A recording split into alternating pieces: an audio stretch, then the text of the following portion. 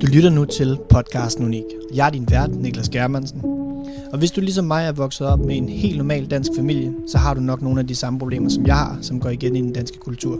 Blandt andet mangel på selvværd, selvkærlighed og mod til at gå efter dine drømme. Men min mission er at finde ud af, hvem jeg er, og hvordan jeg så kan bruge det til at ændre min egen indre verden. Så hvis du lytter med, så lyt med hjertet og ikke med ørerne. Lad os komme i gang. Hey Dave, nice to meet you. I am so excited for this conversation and welcome on my podcast. It's really a simple podcast. It's about how I can learn more about myself. And then I invite people in here who maybe can teach me a trick or two so that I can learn more. That's basically why the podcast exists. And today I have Dave on. And why do I have that? So, Dave, if you would like to introduce yourself in short sentences, so then we can go deeper after. Okay. Well, thanks, Nicholas, for welcoming me onto your show. I listened to your episode with Dominic Scafidi recently and really enjoyed it. So I sent you some feedback about that, telling you how much I liked it. And in that episode, you talked about attracting other guests. And so I just expressed my interest, and here we are. There was one thing in particular that it would be good to just drop a pin in up front for the listeners of this episode. You told Dominic about your ayahuasca journey where you laughed and laughed and laughed. And that's something that has been a big part of my exploration of getting to know myself and is part of the way I work. So I hope that we will revisit your story and explore some of the things that I've learned from laughter. And maybe I'll drop this on you just here at the beginning. I created a meme that says, if you want to learn about cells, look through a microscope. If you want to learn about stars, look through a telescope. If you want to learn about yourself, look through your laugh. So here we are. Nice. You want to learn about yourself? Mm-hmm. So I have a question already, but it's more like if to get to know you even more. First of all, I don't know so much about you yet, and that's really how I make my podcast, because I want to learn by exploring. I like to explore, so if I already know it, like from the get-go, it's not so interesting to me. It's like watching a movie. I don't know what's gonna happen, but I know it's gonna be fun or whatever. So I'm just here, and also I find that I'm more connected when it's new information. So if I listen to somebody I've listened to 10 or 20 podcasts with, I already know what they're gonna say, kinda. But if it's someone I've never heard or listened to, we talked a bit on a forum, a website called Heartfelt Present. And you seem like a very connected and down-to-earth guy. Like you're very, very grounded. But if I'm trying to understand who you are now, can you take me back to how you were before, if that makes sense? How far back you want to go? Yeah, man. I think the earliest memories about who you are and how you become like you are now, if that makes sense. Is there like sure, big events that changed you, or that's the question. Sure. Well, I grew up with a lot of fear. I grew up with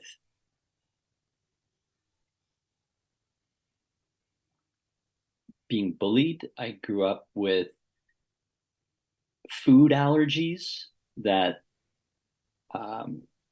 sometimes would send me to the hospital. I grew up in a family where everybody had some kind of mental health diagnosis and was in therapy and on medication. And it was normal in my family and expected in my family that at some point I, as a moody teenager, would go into therapy. And when I was 17, I got my driver's license. And it was because of that autonomy that became the time when I finally acquiesced and would drive myself to see this psychiatrist who diagnosed me bipolar, said I had a chemical imbalance in my brain and I was going to have to take pills for the rest of my life. And it just made sense, like, of course. And for the next 20 years, I lived in this very distorted sense of self. I had plenty of achievements and ways that my life was advancing as a, reasonably successful, productive person. But I also continued to really struggle with my mood and understanding myself, really not knowing who I was or how my mind worked, the influence that thinking was having on all my experiences. And then there was a turning point. But before I say more about what that is, I'll just pause and see if you have questions or comments up to that point. I mean, I have a is this lot. the level of detail you want? I have a lot, but just keep going because I think maybe a better question will come. Who knows? Okay. Yeah. So there was a book that I read in 2008 that really had a huge impact on me, and still to this day it feels like it impacts me literally every day. And the book is called Pronoia is the Antidote for Paranoia: How the Whole World is Conspiring to Shower You with Blessings. That was a The long author's name is title. Rob Bresney. Yeah, yeah. It's a big, big fat book, and you don't have to read it cover to cover. Like, you can open to any page and just read where you are, and there'll be some kind of provocative, stimulating, inspiring example, evidence of Nice. this conspiracy of blessings.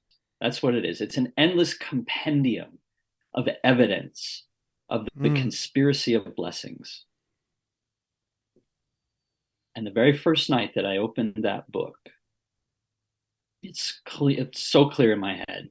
I've written about it and I've talked about it over the years. It's 2008.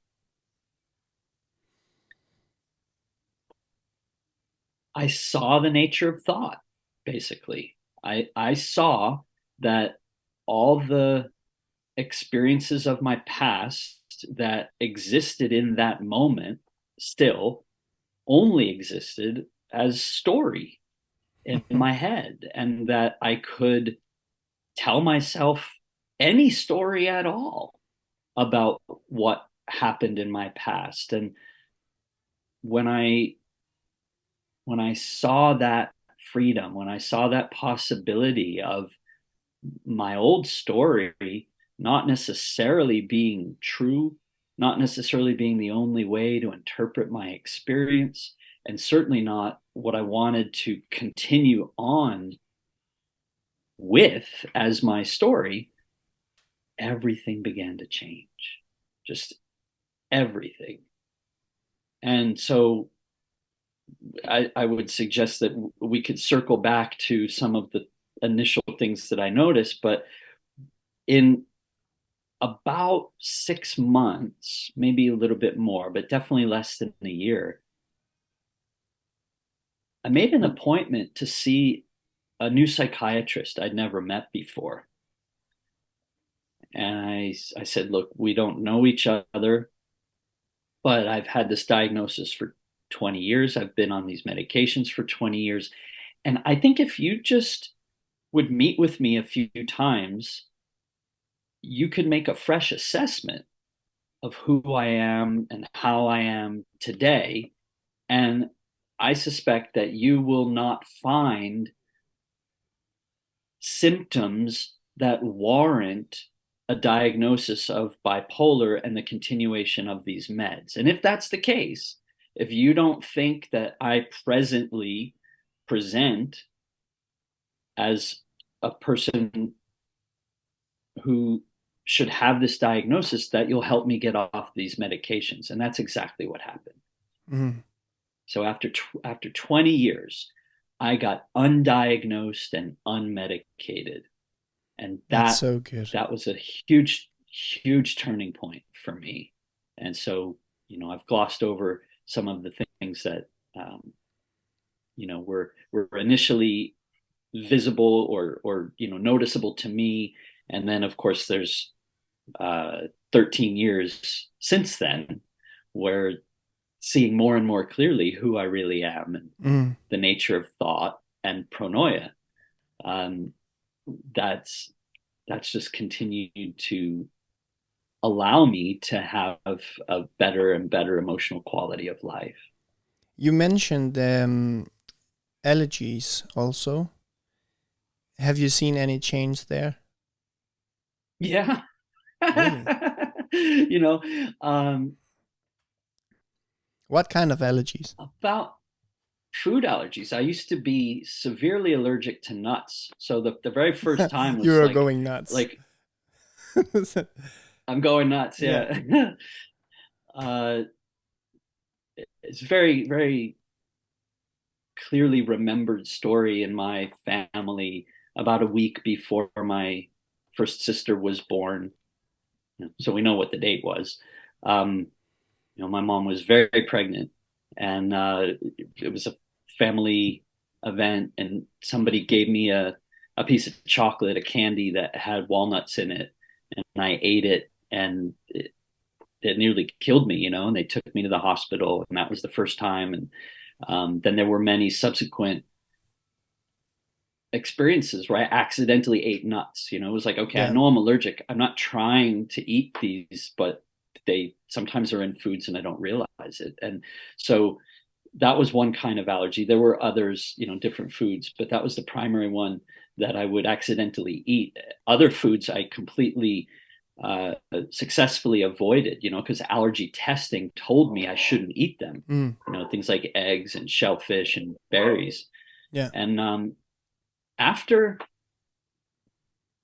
Pronoia came into my life, and after I got undiagnosed and unmedicated, about a year later, I got interested in studying neurolinguistic programming and hypnosis, NLP and hypnosis, and becoming a coach.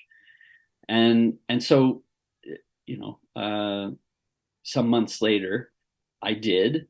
And throughout the training that I experienced initially, and then a year later, more training, and a couple of other times where I had an opportunity to have assistance from, a teacher, a trainer. I worked on these allergies, or I allowed someone to work with me or work on me. I mean, you could say that a lot of different ways, but I received assistance in changing the way my body responded. And now I don't say that I'm allergic to nuts anymore. Some nuts I can eat just fine. Some nuts, they'll upset my stomach a bit. So I might have a sensitivity, but I'm not allergic to nuts anymore. And berries, this is an even better example, I think, almost, because between the time that I got the idea to study NLP and hypnosis and become a coach, and when I went to my first training, in between that time, I started this sort of self-study, and I was reading essentially like an NLP course book, like a training manual from some people who I didn't actually go on to train with, but I had obtained their training manual and I read it. And while I was reading it, I had some insights that led me to try my first strawberry. I was I was 38 years old and I'd never eaten a strawberry. And I was visiting my family and I was sitting at the kitchen table with my mom, this like extremely worry driven person. She just always had so much worry and like helped create that environment for me when I was growing up where that was normal, where thinking that way made sense, right? But here I was, 38 years old. I'd just been undiagnosed and unmedicated. I'm starting to learn about NLP. I'm reading this training manual. I get this inspiration. And so this beautiful summer afternoon, sitting there with my mom and my aunt, and there's a bowl of berries on the table. And I just take the strawberry and I'm just holding on to it. And we're just having a conversation and it's just beautiful family time. And every now and again, I would touch my tongue with my finger, and then I would touch the berry, and I would touch my tongue again. Eventually, I rubbed the berry on my lip a little bit. Just was like making love to this strawberry, like making peace with this strawberry, like testing, making sure that there were none of the initial signs of sensitivity that I had come to understand from all the many years of having allergic reactions to nuts and learning just from those experiences actually that my body can learn to have a less severe reaction, and there are early warning signs, and so I can notice on the first bite if my salivary glands go into overdrive, and I can just spit out what's in my mouth and not swallow anything. And so then there's less of the nuts in my body, and so I was learning just from experience, of course, yeah. how to be less allergic, essentially, or just to respect the earliest signals of an allergic response from my body so that I didn't take it further. So I had all this learning that inspired me to test this strawberry in this way. I was making peace with the strawberry. I was making love to the strawberry. And then I just put it in my mouth and I chewed it up. And my mom was really freaking out. She was very uncomfortable about this. And my aunt, she couldn't believe it. My aunt was just completely beside herself that I would do this to my mother, that I would freak out my mother, right? My aunt's misunderstanding on display, as well as my mother's misunderstanding on display. And I'm just like, there's no warning signs from my body. I've never had a strawberry before. I think it's okay. So I ate the strawberry and I swear it had no taste. I could not taste it.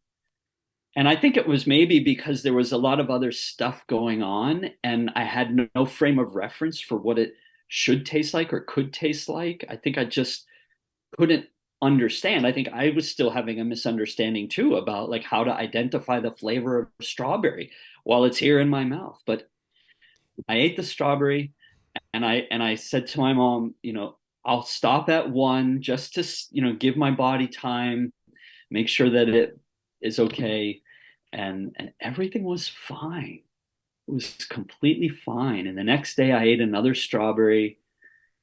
And then the day after that, I ate a whole bunch of strawberries.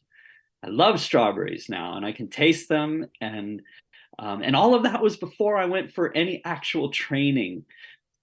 So then later during training, getting some assistance with the older allergies, nuts, and also I'd had difficulty digesting mushrooms, and that was something that I was able to overcome. So learning about myself, learning about how thought works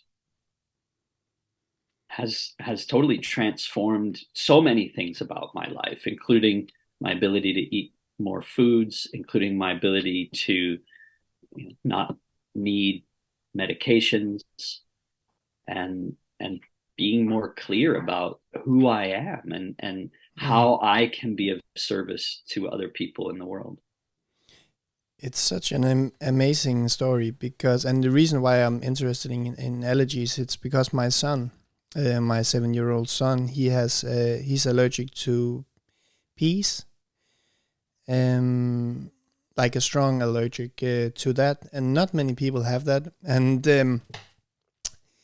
also in that category of food like lentils and like actually more Indian inspired food, really. I don't know really why. I have a lot of theories.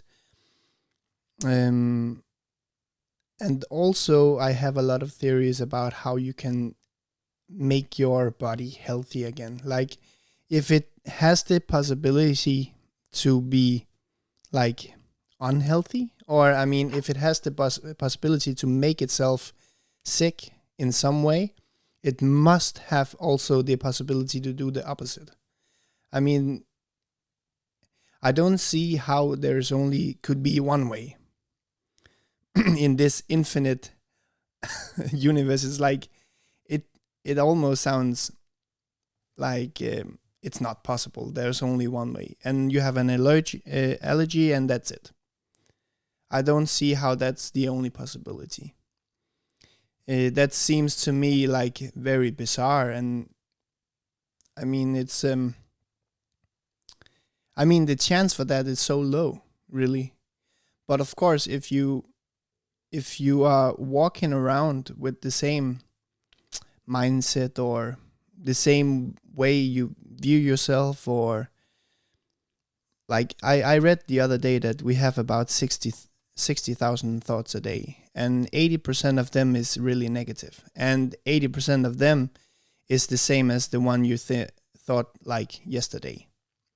So if it's only 20% new thoughts, it's kind of hard to get out of the same life. And I really believe that we create whatever we have in our life. Like, I mean, it's the way I see my life is like I only see what I see. It's really that simple. I can only see what I see. And I've never tried to see beyond my capabilities. But I know there is more because I've tried it before, that I thought something and then I figured out that there was a wall, and over on the other side of that wall there was something more.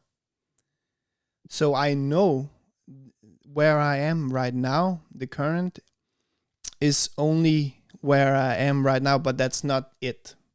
There needs to be more, because if I've done it before and if the universe is infinite, there needs to be millions of walls, where I can see a bit over. And just right now, I just got the, I mean, theoretically, I don't know how to say that. I know that you can get rid of anything, in theory. But because if it is like how I see it, that I create my own reality, everything is really possible, but it has to do with my belief in some way, or the belief of others I believe to be true also. We create this world together, but I see it's like in a zoo. There's a glass wall between us. I create only in my space, but you can still see my space. And you can take whatever you can see in my space and create it in your own space also. That's how I see it. So, do you have any? Did you develop any technique to get rid of this food allergy? Like a step-by-step guide? No. No. No, it was It would sell. it I mean, it may be slightly mysterious, yeah, but look, there are people who practice NLP and hypnosis and will advertise that they help people overcome allergies. That was never something that I really focused on in my work. And now I don't use NLP and hypnosis in my work these days, but this just happens to be where I was at the point in the story that you happen to, invite me to tell. yeah, So I can say that there is still something about the sort of NLP and hypnosis perspective that feels consistent with the understanding that I've developed in the years since then. And it's this: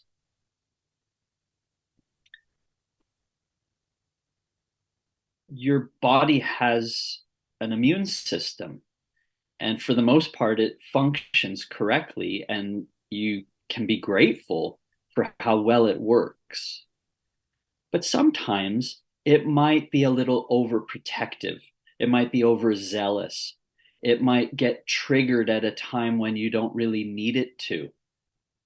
Like, for example, with hay fever, your body's reacting as if there's something dangerous in the air, and your nose keeps running, or it gets stuffed up, you sneeze a lot, whatever.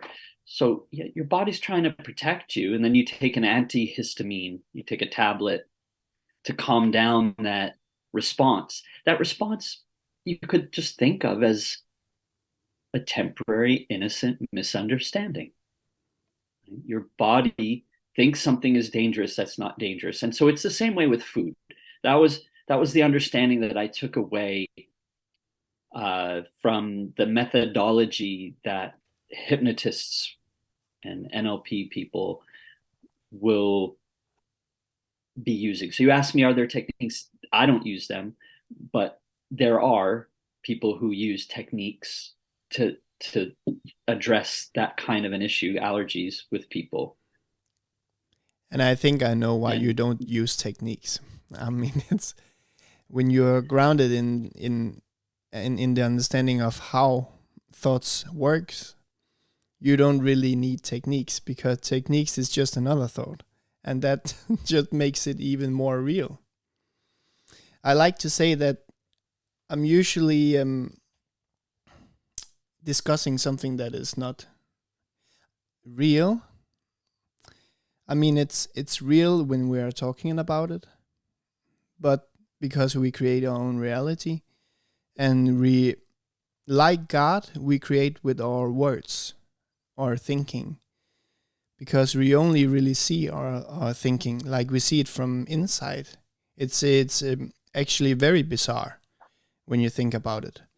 It's I get like these huge insights sometimes where I'm like, wow, how is this even possible?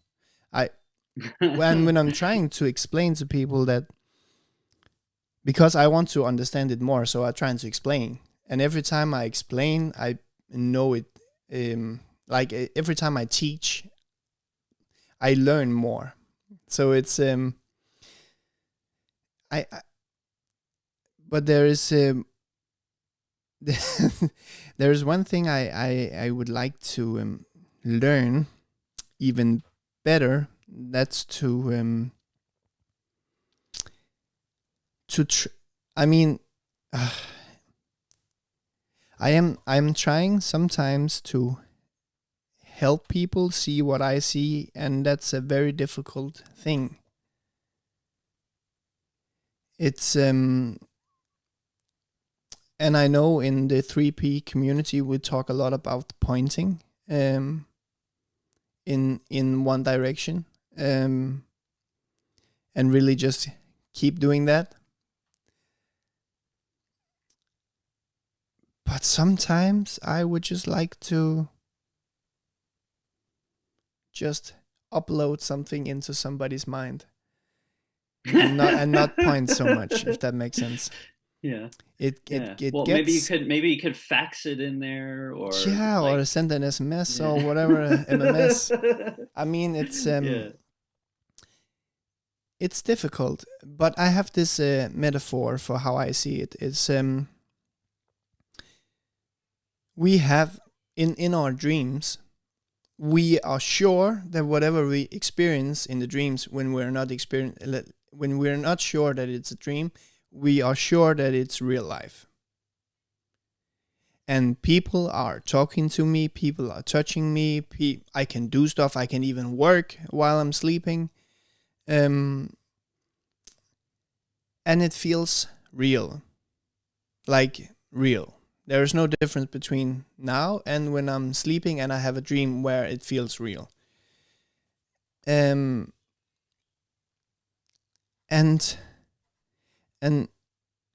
that dream, it's completely and 100% made from me.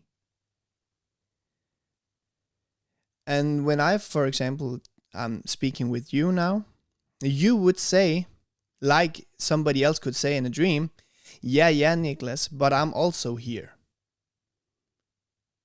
And I also have an experience. But I mean, it's my dream. How is that even possible? Because I've never experienced anything outside of me. So it's like the universe is happening through me. Mm-hmm. And it's not really... every time I go down this rabbit hole, I mean, it's... I don't think about it too much, because all the fun of life also goes away a bit. And I like to laugh. I like to... because if where does it go? If it goes away, where does it go? I mean, and that's something I really learned when I was on ayahuasca. First of all, I was laughing a lot. And that's to get back to your point about laughing. I was laughing a lot. And I'm not really sure why I laughed. Because there was nothing that was really fun, because I was conscious. And nothing was really fun. And I remember I was laying there and I find the situation fun. Because I could feel, when I did this, I could feel I was crying. But I knew that I wasn't sad. And I find that situation very funny. Like it was the most funny thing in the world. Like it made no sense. Why am I crying and laughing at the same time? And I was like howling, like whoo! And I was like, it was like on a roller coaster. And every time I was laughing, it became more and more and more. It was it's it's and it's even funnier when I could hear people who were not laughing, who were having a hard time, because there were like other people at the ceremony together with me. I could hear on them that they find their situation not so pleasing as I was, and that made it even more funny because I knew how it worked. I knew that a lot of people went into the journey, the ayahuasca journey, to figure out why somebody treated them the way they treated them, or they wanted to see their old grandmother or whatever. Like they had something horrific they wanted to know. I just wanted to go in there and figure out how I created my own reality. And I just get to experience that for 8 hours straight. So I have a clear picture about how reality works. And sometimes I forget it. Not forget it, but I put it to the side and I don't know it. Um, but there was my consciousness and whatever I was experiencing in that moment. That's it. That's the whole universe right there. Mm-hmm. And even like in my container here, that's the whole universe, because it's never outside. It's always inside, and it can be as big as you want or as small as you want. It's still the whole universe. That's what I was taken away from my trips to meet ayahuasca. And it's very funny. You mentioned also the book you were reading, where you say you could actually just go on any page and you will find something insightful.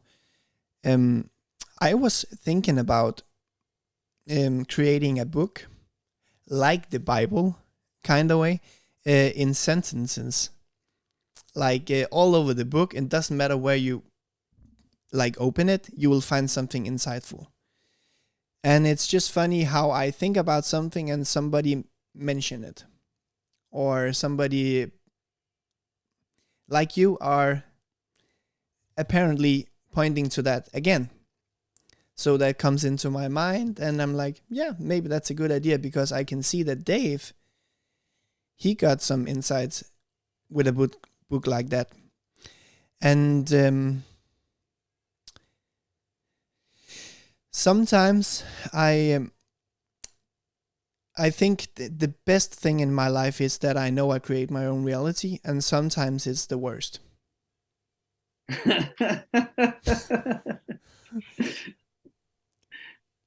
Because it's I can never go on vacation. It's like there are so many people just, oh, there was this guy over there, and the bus came too early, or I'm like, fuck, it's my fault.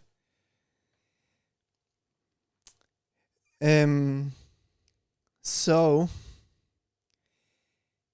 where do we go from here? Do you have any experience like what I have? I have many things that relate to what you've talked about. Almost too many things at once coming into my head to know where to begin. I heard you express curiosity about why the crying and laughing at the same time. So I'd like to speak to that actually. Yeah. And then a few more things. So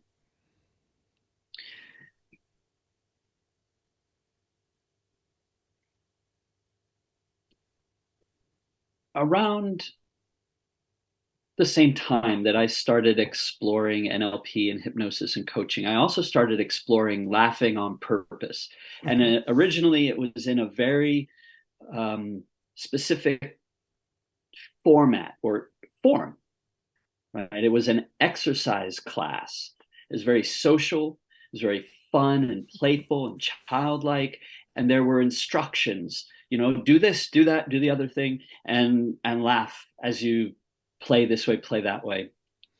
And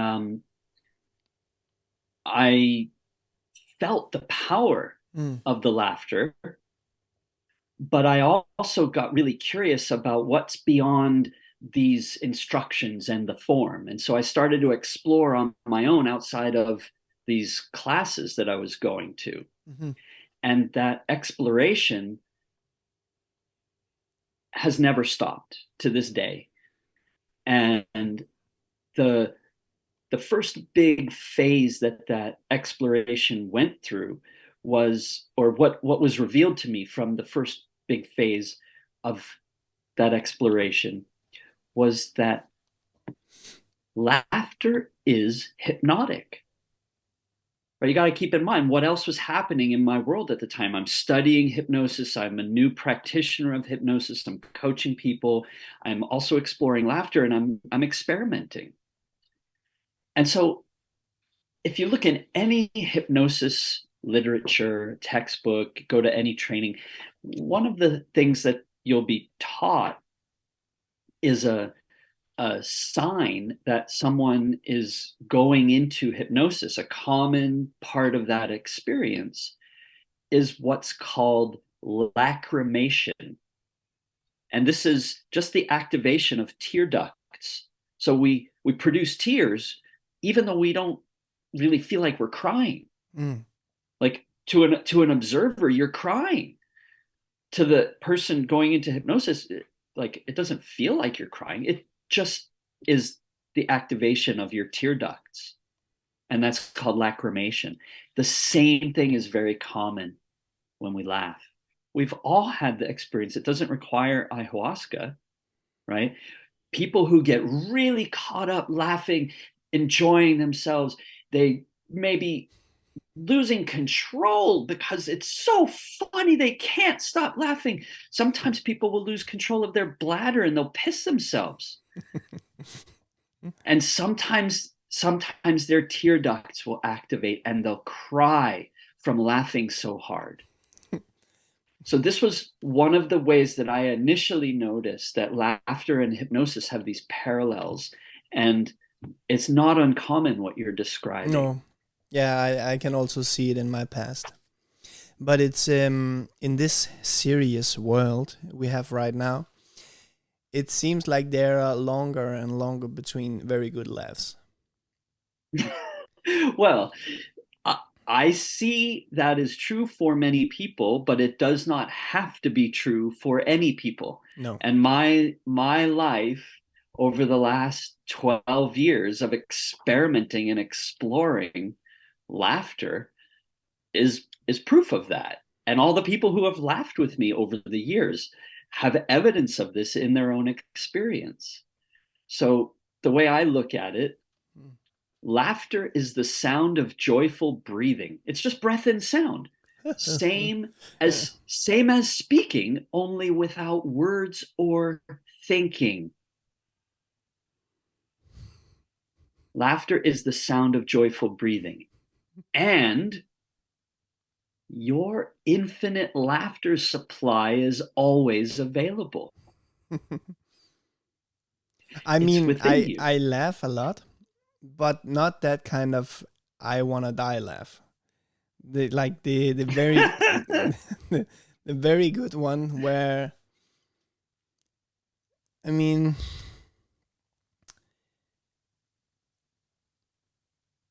so in your practice right now, how do you find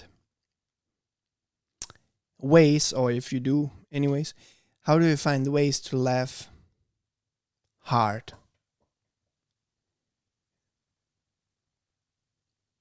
I mean, it's always funny when you find yourself doing stuff you know it's not good, or I mean, when you are catching yourself in something stupid. That's always funny. All right, let's recognize that's a story, okay, and that we don't need a story to laugh. We don't need jokes to laugh. We don't need comedy to laugh. We don't need laughter exercises to laugh. Mm-hmm. And you also another thing that you said that left me with like so many things that I wanted to share all at once, right? Another thing is that talking about laughter can't teach people about laughter. The experience of laughter is what can teach people about laughter. So we're gonna have to laugh, Nicholas, and you're gonna have to find some answers in your own experience. Ha ha ha ha. Okay. That's not laughing. No. You're just making some sounds, and that's fine. What I'm telling you is that your infinite laughter supply is always available. And just like your feelings are not conditional based on what's happening around you, they're just a reflection of thought, your laughter does not have to be conditional either. It's already there. And all that's ever happening is you're not allowing it to come out. So I'd like to invite you to just relax and let go completely and allow the laughter that's inside you to come out. And I'll allow myself to have the same experience. And maybe my laugh will help you find your laugh. I Is actually, that all right? yeah. I see. The reason why I left now is because every time I get an insight, I mean, I have never seen, or I've never seen laughter like that. I have seen it with thoughts, because when you are, it's so funny, because every time we think we have to do anything, we can always go back to we don't have to do anything, because it's the No. not doing that's so funny, or that's so easy, and I mean, it was the most easy part for me to get you on the podcast. I didn't do anything. I just received a message. Yeah. And really, I was just speaking with Dominic with something I also find interesting. So I mean, it's the most fun and easy stuff is usually the best, because there is no friction, there is no pushing or pulling, and I am just here. But yeah, I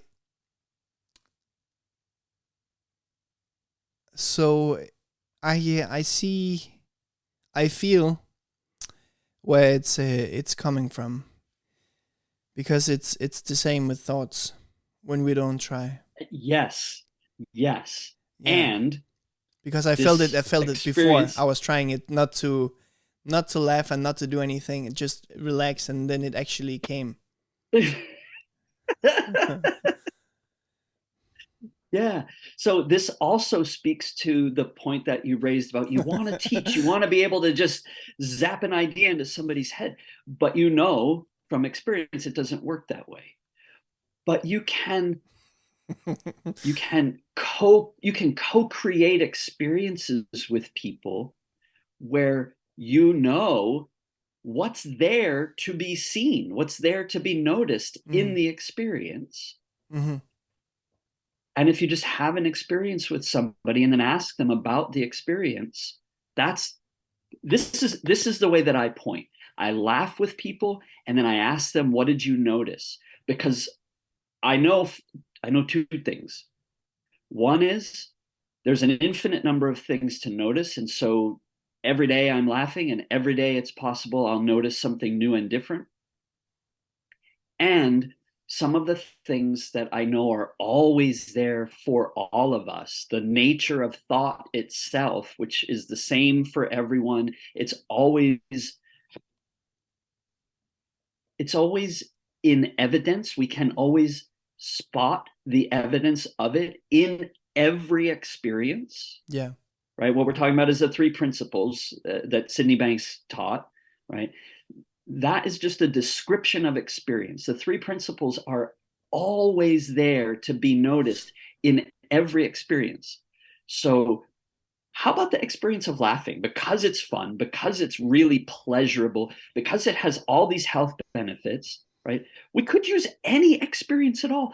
I have just found this to be the particular experience that has been the most enriching, the most rewarding, the most insight inspiring or revealing to me. And so every day I laugh, every day I see something new and different about the principles. So I keep laughing with people as a way of pointing for them to notice in their own experience the principles. And it's led me to identify two principles of laughter. I already said one of them. The first principle of laughter is your infinite laughter supply is always available. And the second principle of laughter is if it's true about laughter, it's true about life. So when you allow the experience of laughter to flow through you, to be laughed, not to do laughter, but to be laughed by the infinite energy of the universe, you will see more of what is already there to be seen that you just don't always notice. So if you have an infinite laughter supply, you have an infinite creativity supply. Oh yeah, of course. That's how thought works. It is always creating our perception. It is always creating feelings in real time. You have an infinite creativity supply and you are always creating. If you have an infinite laughter supply, you have an infinite spontaneity supply. You have an infinite resilience supply, and on and on and on. But my words can't really help anybody to know that. I can't teach people that through words. Let's laugh, and you'll find these things for yourself. Maybe not all at once, maybe not in the order that I said them, right? Just keep laughing every day, every day, every day, and you'll see more and more. I have a That's question. what I've done for the last 12 years. Oh, so why do I have a weird thinking about laughing? Like I'm not supposed to do it. It's embarrassing, or why? Where does that come from? All right. Well, Yeah, here's I how it mean, looks to me. thinking, yeah, but Yeah. No, but I'll answer that question, yeah, how it looks to me, because I feel like I've seen some things around this that yeah, yeah. I've been able to share at other times. So it looks to me like there's an infinite supply of thoughts, right? Your infinite laughter supply, it's true about laughter, it's true about life. There's an infinite supply of thoughts. And at any given time, you're only aware of a tiny, tiny fraction of those thoughts. Mm-hmm. Mm-hmm. Some of them you'll never become aware of. Some of them have entered into your mind in a way that you haven't noticed. There's a metaphor that actually seems to be quite popular these days. The metaphor is fish don't know they're in water. Have you heard this before? Yeah, I have. Yeah. So to me, what that means is humans have thoughts they're not aware of. That's the water that we swim in. Yeah. The water has a pH level to it, just like a stream where you might see all the fish have died because there's toxic algae. You can't see necessarily what's caused the fish to die, or at another time, why there's a heavy spawn this season. Is the water healthier, right? So the water that we swim in, humans are thinking, has a pH to it, and it might be healthier and more conducive to insight, or it could be polluted and toxic and leaves us with fear and anxiety and low self-esteem. And these are just thoughts that we're not even aware of necessarily, that have polluted or contaminated the pH of our water. And when we have insights, when our understanding of something new emerges, that new understanding just replaces old misunderstandings. This is in the three principles community called autocorrect, right? So when a new understanding replaces an old misunderstanding, which was innocent and temporary and never really meant anything about who we really are, it was just thought we didn't even realize we were thinking. It's the water we're swimming in. And then a new understanding emerges. It's like the pH improves. The pH becomes more healthy for us, more balanced, and we can see more possibilities. We can make choices that work better for us. And in my experience, laughing creates space for us to see what's there to be seen. It's not a technique. It's already there, and you could potentially see what's there to be seen in any experience of your life. Laughter just happens to be a fun and pleasurable and health-enhancing one that the more I laugh on purpose, the more life shows me reasons to laugh.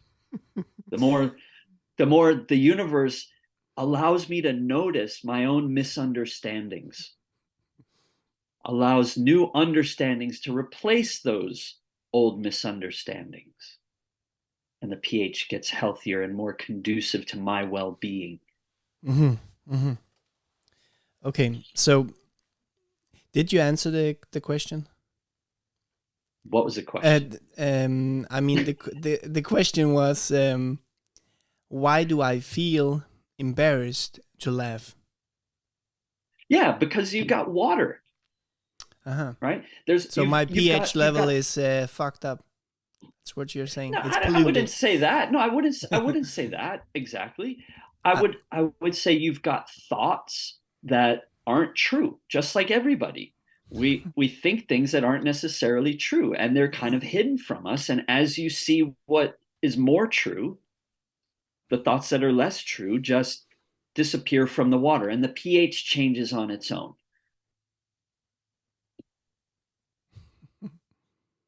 So let's try to laugh. So we can laugh for a while. Let's try to laugh.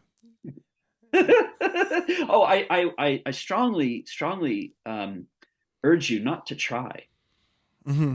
There's no trying can interfere. It's allowing, right? It's like surrender to being laughed. That's the way it looks to me now. So it's actually it's being left by no the doing, universe. no trying. It's being, and that was also how I would describe it when I was on the ayahuasca. I was being breathing, and I was being laughed. I was being cried into. It's like, yeah. Okay.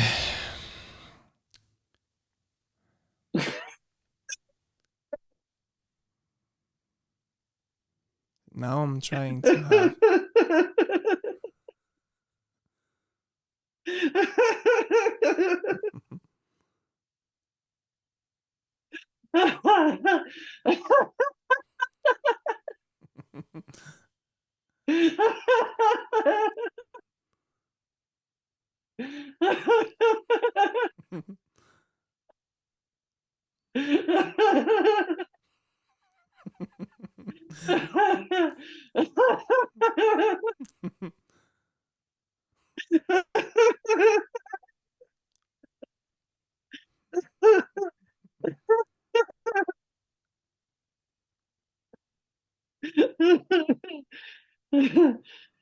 So let me ask you. I was more laughing noticing? about you. That's okay. Sometimes. And then I was thinking, so how can you do it? How can you look like a complete idiot and be okay with that when I don't do it? I mean, it's just pause, just freeze frame that right there. You're just telling me about your thoughts. That's all you just mentioned, right? So your thoughts, of course, are responsible for your feelings. It is. Of course. So as those thoughts pass, I mean, look, thoughts come and go, feelings follow in tow. As those thoughts pass, right, new thoughts will come along and new feelings will arrive. And if you stay with it, if you stay in the experience, you may notice the mind gets quiet, and it does it on its own, right? Laughter does not clear the mind. Laughter helps you notice the mind clears itself. But you can't take my word for it. You've got to find that in your own experience. Should we laugh some more? It's funny because when I'm trying, when you say, should we laugh? My thinking goes. So then you see, look, this is perfect. This is absolutely perfect. I don't need anybody to think a certain thing, to feel a certain thing. I don't need people to laugh. Here I am just enjoying being laughed. You're laughing a little bit. You're noticing thoughts getting in the way of laughing. And that's perfect because it's all the same.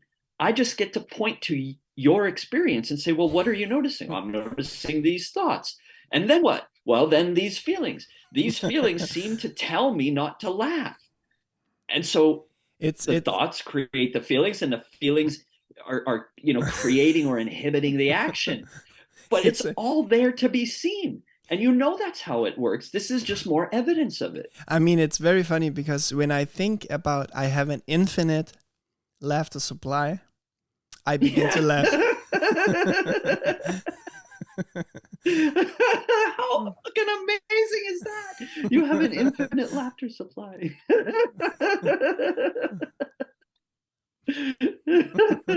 Yeah, laughter is the greatest teacher in my life.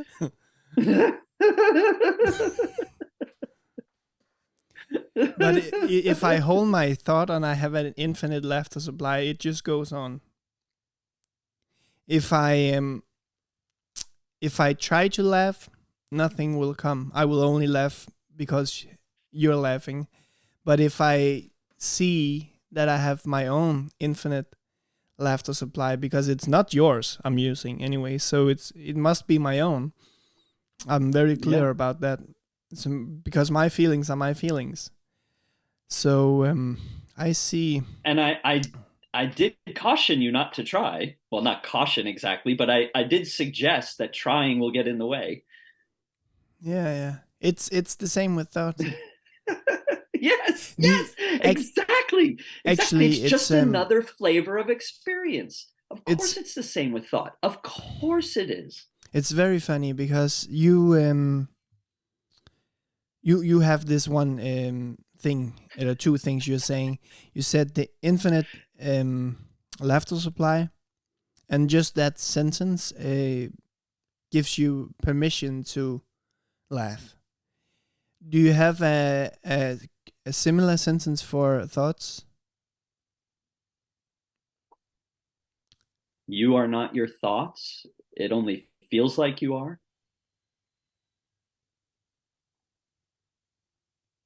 Mm-hmm.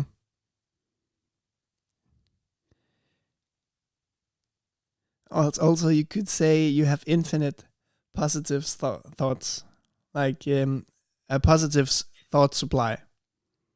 It just I mean, there's an infinite supply of thoughts. You don't have to claim the thoughts as yours. You don't have to judge the thoughts as positive or negative. There's just an infinite supply of thoughts, and you can only ever really be aware of some subset of infinite. You don't need to have more of them. You don't need more of them. You just need to understand the way it works. Yeah, but usually for me, just saying words, just saying happy words creates happiness. Like when I say love, laughter, happiness, because my mind associates them with good things, then I begin to get good feelings. So yeah, but that's very helpful to know that I have an infinite laughter supply. And it's I don't lose it.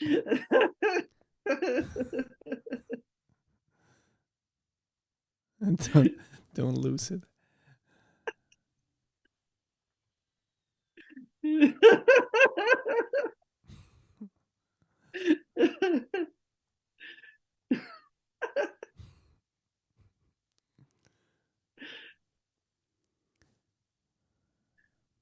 Do you have any courses on laughter?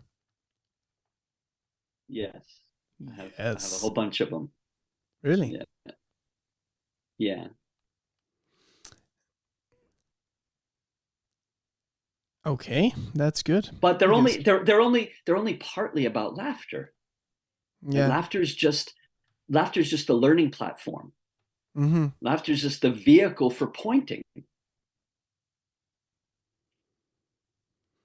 I see it. I know I feel it also sometimes. It's not as strong yet because my thoughts are in the way. Yeah.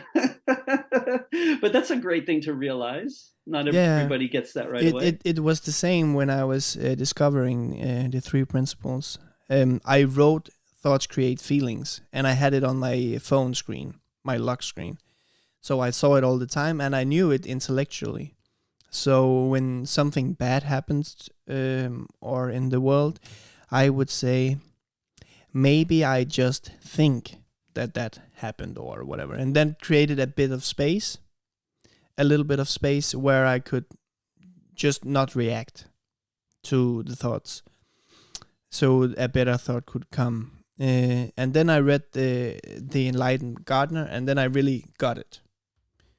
I got it that how my thoughts create feelings, and I really understood that, okay, thoughts create feelings. It's not just something I need to write down on my phone. I know it now. But I have never ever thought about laughing in that way. It's just another experience. The principles are on display in every experience. Yeah, but that's really true. No.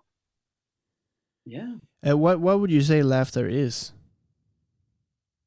Laughter is the sound of joyful breathing. Okay. I said it before. And what is love? Breath then? and sound. What is love? Yeah. Do you have anything about that? Like, I mean, what is love? I don't have a pithy meme for that. I mean, sometimes it feels like I love laughter and laughter loves me. Mm-hmm. But that's not what is love. I mean, I think, yeah, I don't have a meme for love. I mean, I have a few that maybe mention love, like, the more you love yourself, the easier it is for others to see what they love about you. Mm-hmm. But that's not what is love. No. Yeah. I don't have a great answer for that one. And it doesn't really matter even if I did, because it would just be a meaning that I've made up, and we're all making up our own meanings all the time. Mm-hmm. The things that I've been saying about laughter hopefully are pointing everybody who hears the words inside to make their own meaning. I'm not trying to give people a meaning and say this is it. Mm. I mean, every time I discover, they create meaning. Yeah. It seems to me that laughter produces a lot of the same feelings inside than when that love does. I mean, I have of course, a different definition of what love is than most people. It's not what you see on TV. It's love is unconditional, and I don't see that there is an opposite to love. I only see, like you're saying with laughter, there's no opposite to laughter. Being angry is not opposite to laughter. That's just not allowing laughter, because laughter is always there. Like you're saying, it's infinite, and you have your own supply. And it's a birthright. Yeah, and that's how I see love, and that's why I asked it, because maybe it's the same. Because when we are not in the way, love and laughter is already there. I mean, exactly. Children are a great example. But it's very interesting with laughter, because I never see people going around laughing just because laughing and don't have a reason. We gotta hang out more, dude. yeah, but that's very interesting, because most people would say, "Oh, don't talk with him. He's just crazy. Like he's just going around." Like when you go down, you stand in line in the supermarket,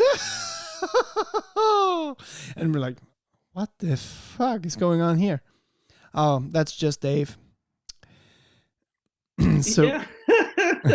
I've had that experience many times. I mean, I'm not laughing all the time. I mean, let's be honest.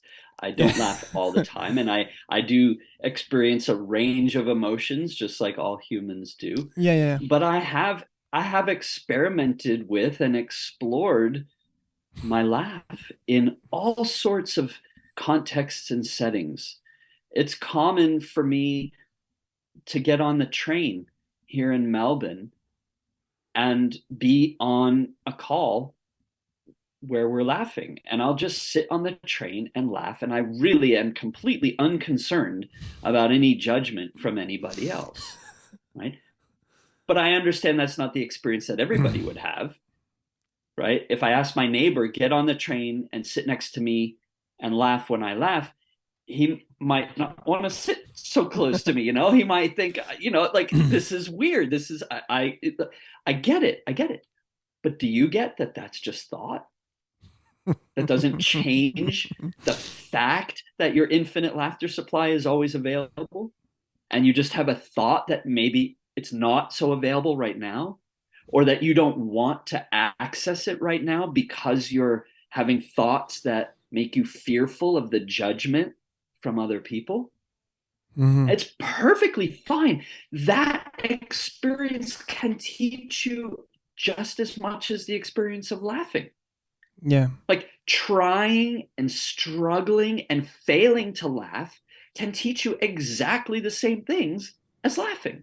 Mm-hmm. It's just experience bringing to your awareness the principles, like Sydney Banks's principles. It's it's so funny. This is my laughing face. Okay, so I have another question. If you no, it went away.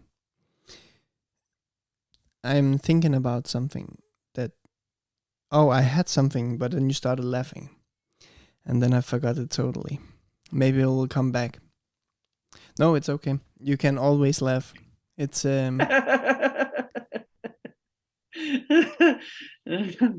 Thank you. I am so grateful to have your permission to laugh. Yeah. I've needed that all day. I've been like, oh God damn, I hope I get permission from Nicholas to laugh.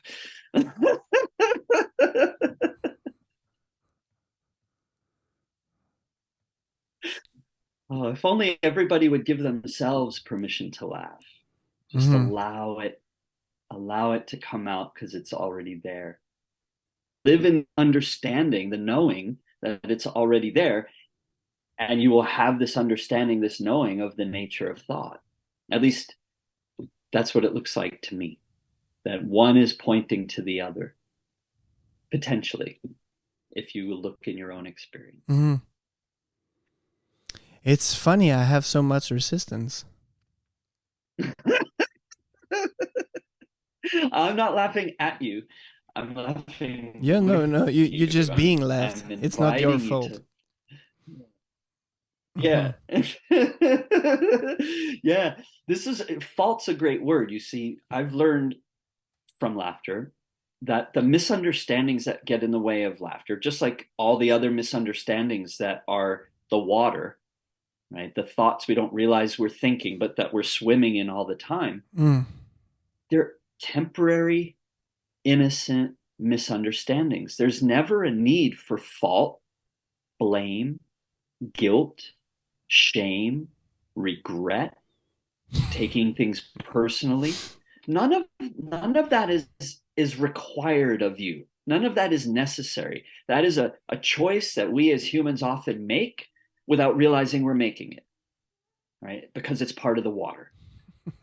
Yeah, that helped me a bit because you said misunderstanding. And when I think misunderstanding rather than why do I not laugh when Dave laughs? Then I just see that I have a misunderstanding. That's it. Yeah. Mm-hmm. I have the question now. I know it now. So, in your words, why are we here? Well, to me, what is it the looks point? like it's a conspiracy of blessings. So I am a spiritual being having a human experience.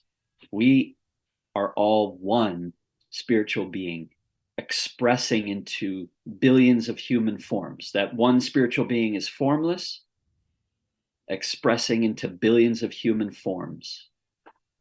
And in physical form, as a human, what seems to this physical form like I, me, self, Dave,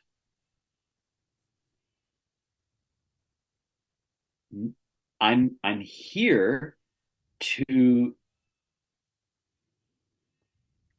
play my part in the conspiracy of blessings. All of the expressions of that one formless spiritual being can help create pleasure and joy and discovery and insight for all the other expressions of physical form, all the other humans. And when I devote my attention and my energy and my sense of purpose to helping other people see evidence of the conspiracy of blessings called pronoia. The conspiracy of blessings is called pronoia, the belief the universe is conspiring on our behalf. The universe, the energy of all things, is conspiring on our behalf. That's what pronoia means. Mm-hmm. So how does that show up? How does that take form? It takes form as billions of humans caring for each other, loving each other, creating pleasure and fun and being curious and learning from experience. And when I show up in life that way, when I point to evidence of pronoia for other people, I see the understanding of pronoia more clearly. When I help reveal what's already there to be seen, so now someone else is able to see pronoia, I see it more clearly myself. So by laughing, I am always helping people to see what's there to be seen about the nature of thought and about pronoia. And that fills you up. Yeah. that is like, to the best of my understanding as of now, that's why I'm here. What takes the most energy out of you?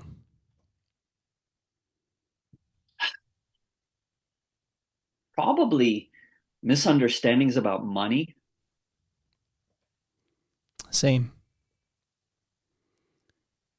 And I like that you are just expressing everything like it's in a misunderstanding.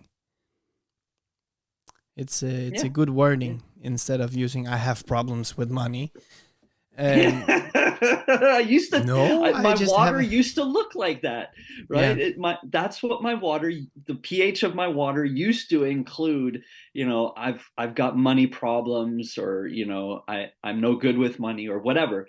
But as my grounding has deepened, as I've seen the nature of thought more clearly, as I've seen more and more evidence of pronoia, the pH of the water has become healthier for me. And I recognize that when somebody asks me what depletes my energy the most, I can say, well, it's just misunderstandings about money. I like that. So I have a misunderstanding about laughter. Yeah, lots of people do. Yeah. Yeah. It's so funny because it's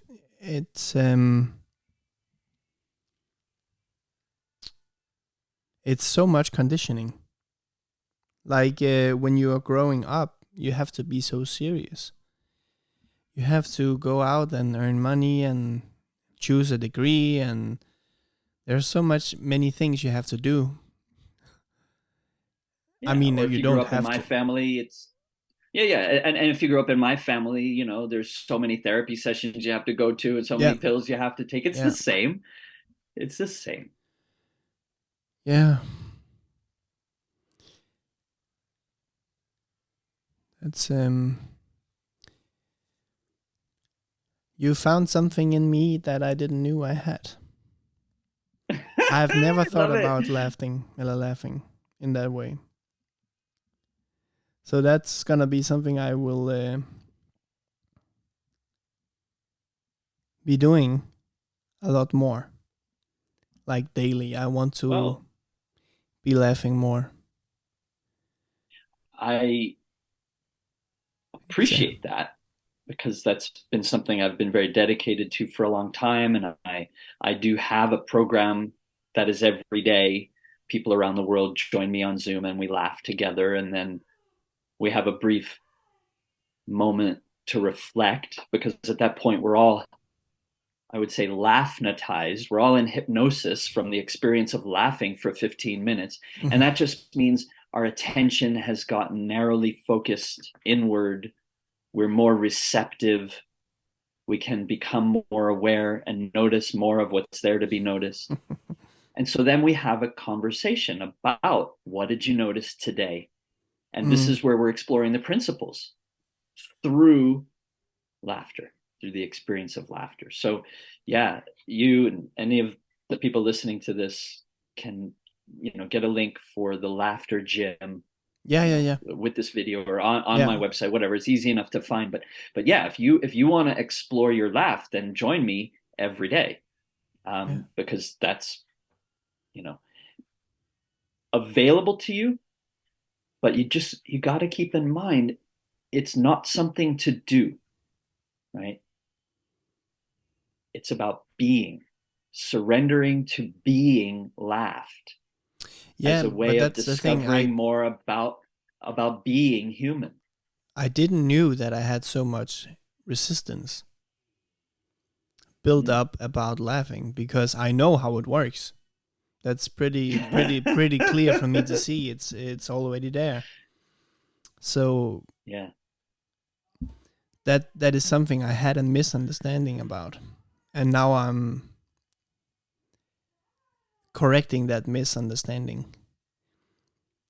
Because and also, do you have anything that you're researching right now that you find very insightful or you would like to share? Yeah, sure. So I, I think most people would consider me to be uninhibited, to be able to laugh the way that I laugh. Clearly, there are not inhibitions stopping me from laughing the Mm-hmm. way that Mm-hmm. other people allow their thoughts to get in the way and inhibit them from expressing the laughter that's already there, that's just not coming out, right? So I think I'm relatively uninhibited, but I recently discovered a way where I had an inhibition come to my awareness, and to deal with it, to notice it, to allow it to pass, has been really profound. So here's what it's about. I didn't always have the expression being laughed or surrendering to being laughed. You know, this is my current understanding after, 12 years of laughing every day. What's been happening for the last 4 or 5 years is what I call the word hole. So when I laugh, after a while, there may be words that want to come through, right? This can be a pointer, a prompt. After we've laughed, there's that moment where we'll reflect, and I'll say something that just invites people to get curious about this or that aspect of their human experience. Mm. And then that's the direction for the conversation that we have about the principles, really, that day. Yeah. So where are these words coming from? They're not coming from the word whole, they're coming out the word whole. And I've been noticing this experience for, like I said, 4 or 5 years, but it's only in the last couple of months that I've started to have a new understanding of it. So what's going on is I surrender to being laughed. I, me, self, Dave, physical form surrenders. So it's like I get out of the way. Mm. The infinite energy of the universe, which comes from before thought, before the thought of the I, me, self, Dave, physical human form, right? Mm. The laughter is coming through me from before thought, and then words also from the infinite energy of the universe comes through me from before thought, and it comes out the word hole. My mouth is transformed into the word hole because words come out that I'm not thinking first. And I've been having that experience for 4 or 5 years now, and I've been referring to the word hole, but I've not had any way to refer to the overall experience of surrendering to being laughed, the infinite energy of the universe talking me. And what I've recently come to understand is that's laughter channeling. And when I first thought laughter channeling, I had a great inhibition. I can't call it that. No, that sounds crazy. That sounds, too woo-woo. Sorry, Dave. No, that's a bridge too far. Like, this is the conversation in my head. I can't call it that. Maybe there's some other way that will occur to me to describe my experience. I just lost one of my earbuds. Yep, it's okay. And I just kept having the experience and noticing the thoughts that said, no, don't call it that, until finally was like, own that. Claim it and own it and just be it. That's what it is, right? It's just a meaning that I'm making up. Everybody gets to make up their own meaning, but why would I want to argue with myself or deny the meaning that my mind is making up when it's completely surrendering to an experience that's coming from before thought? Where did the phrase come from? It came from before thought too. So that's laughter channeling. And that's the up to the moment latest update on my journey with laughter, my exploration of laughter, my most recent discoveries from laughter. And I really do think of it like that, like they say, two sides of the same coin. To me, two sides of the same coin are explore and discover.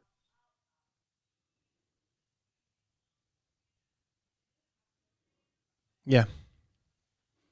Yeah, it's the same. Kinda.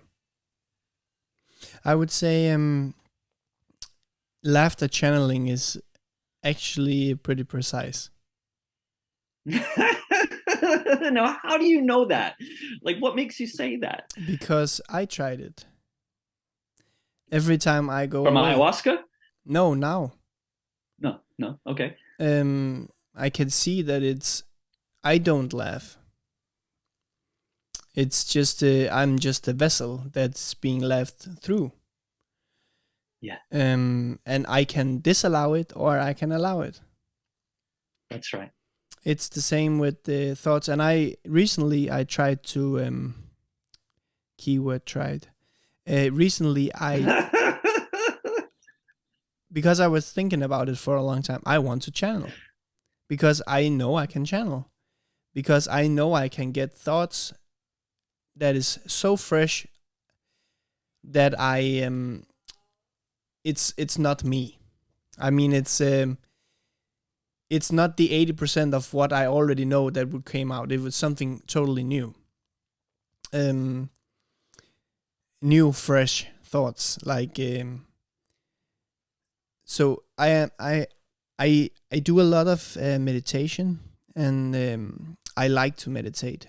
It's not something I always love to do, but recently I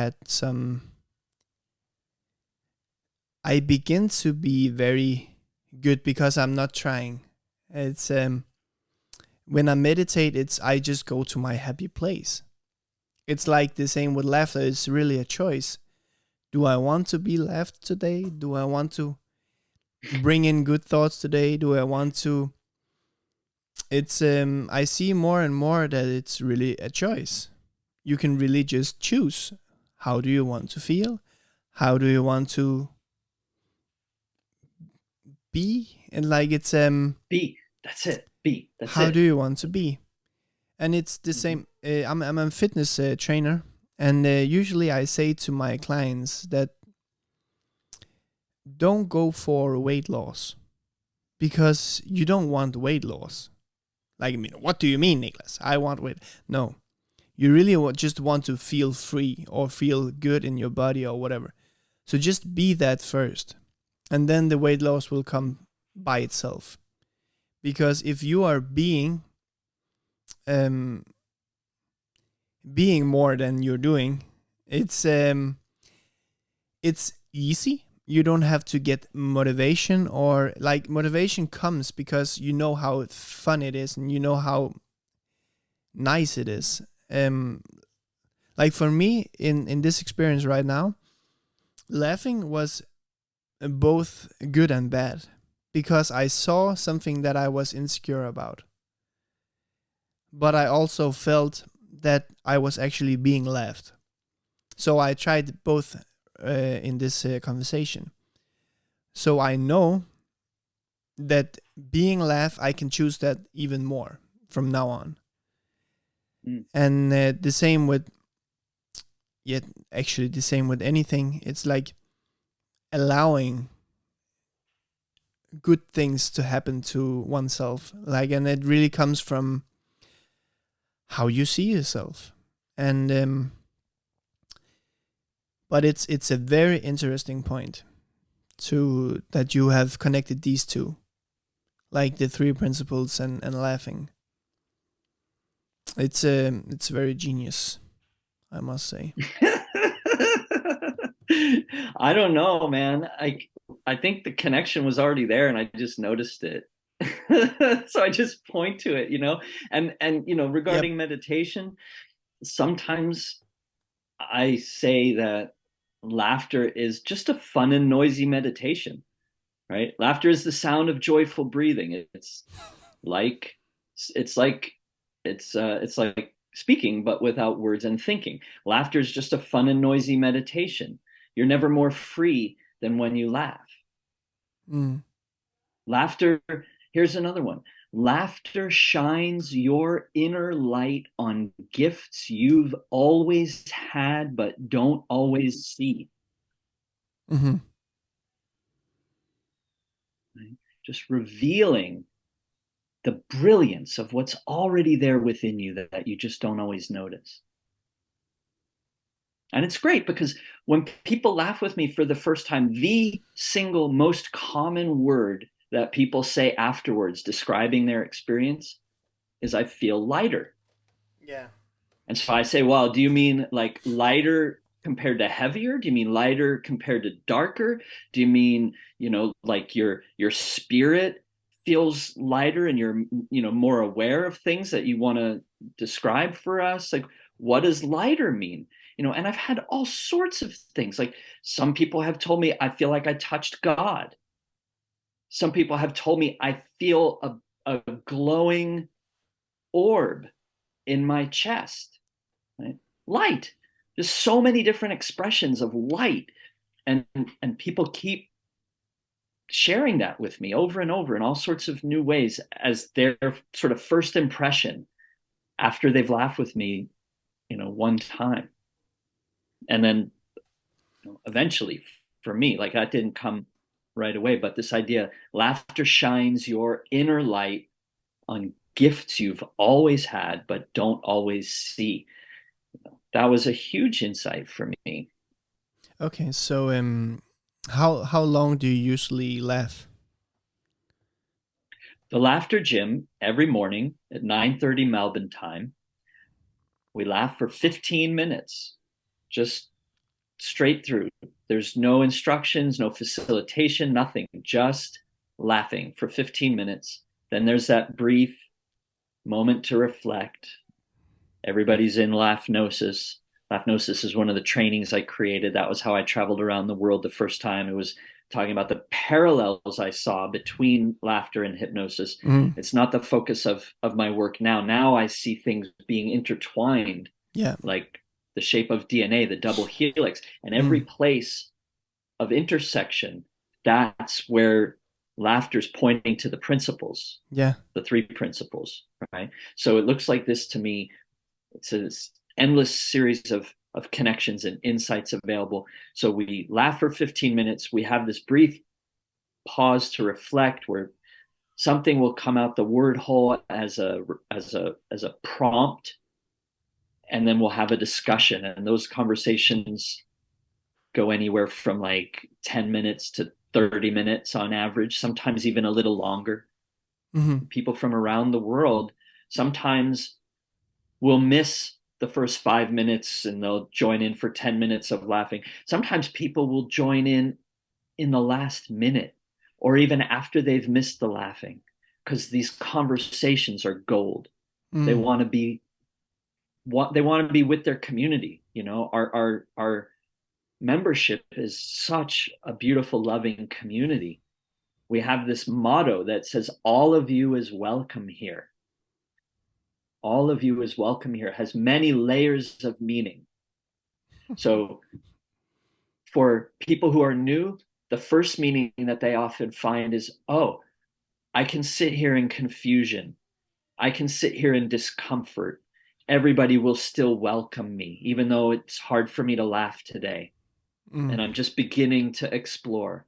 All of me is welcome here. And everybody really helps create that space for someone to notice that it's only thought that might tell them they're not welcome or that their laugh is not welcome. So all of you is welcome here. That's just one layer of meaning.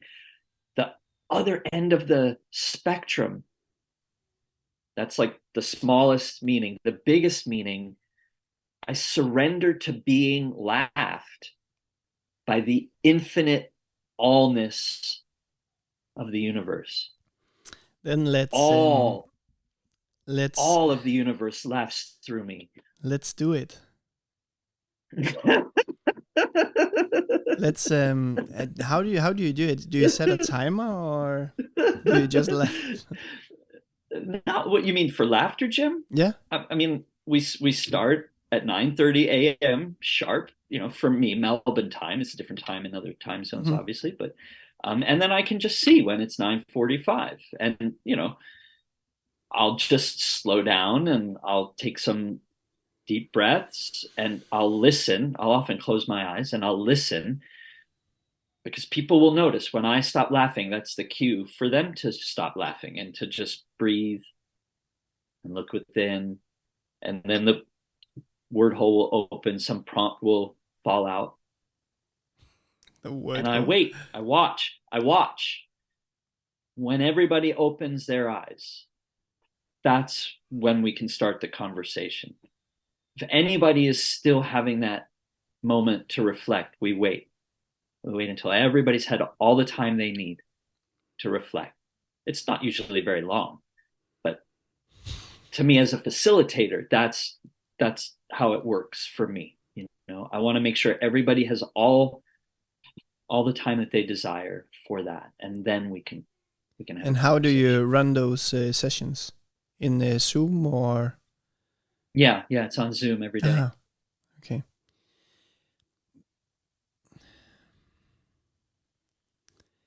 I want to laugh. So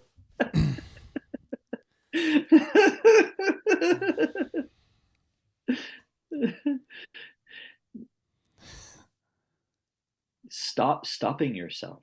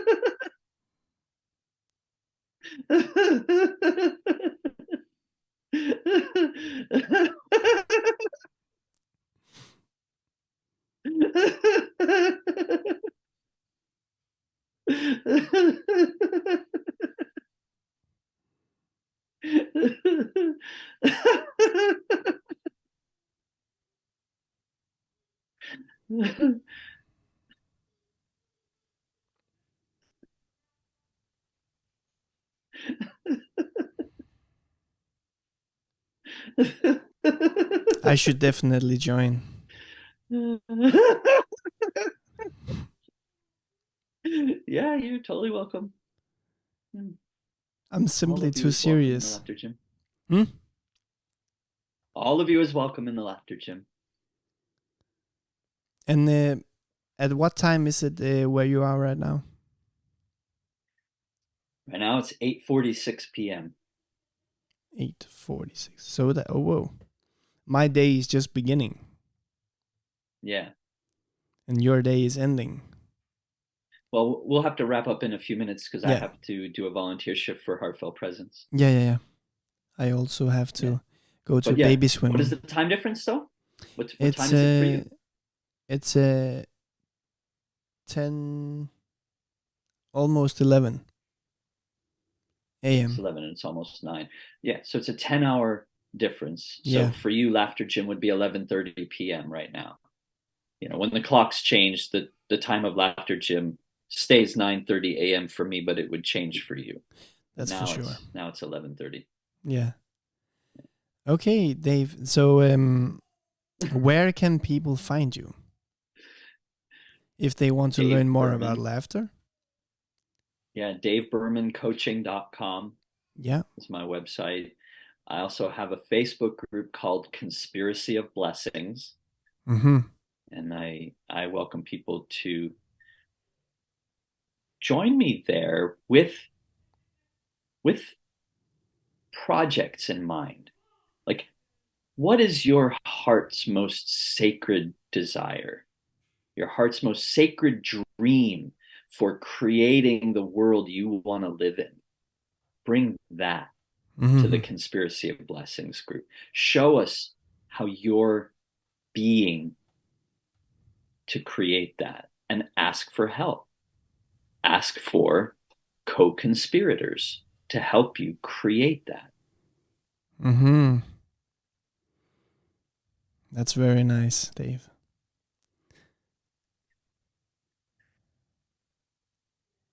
I had just before we quit here, I have a Facebook group I started with a friend for a long time ago. We called it $1 Million Passion. It's kind of the same idea that we wanted to have a place where people could be inspired to find whatever they have inside their hearts. So it's there's a lot of what you're saying that really rings with me, and I think that it's what I needed to hear right now about the laughing. That is, God damn it, something new all the time. Well, hopefully the idea of Pronoia is also useful. That book, once again, if I could give a shout out for it, Pronoia is the antidote for paranoia, how the whole world is conspiring to shower you with blessings. Okay. The author's name is Rob Bresney, and that book changed my life in 2008 when I started reading it, and continues every day to have an impact on me. Wow. I mean, think about it. Everything else that we've talked about has been since I read that book. That book opened me up to my willingness to explore hypnosis and laughter and everything else. Okay, wow. Thanks for you to come on this show. And I hope we will be in touch. And maybe you can come back sometimes and tell me what you're doing. Okay. Thanks a lot for this time, Dave. I appreciate it a lot. Yeah, I do too. I appreciate you. You too. I will just stop the recording.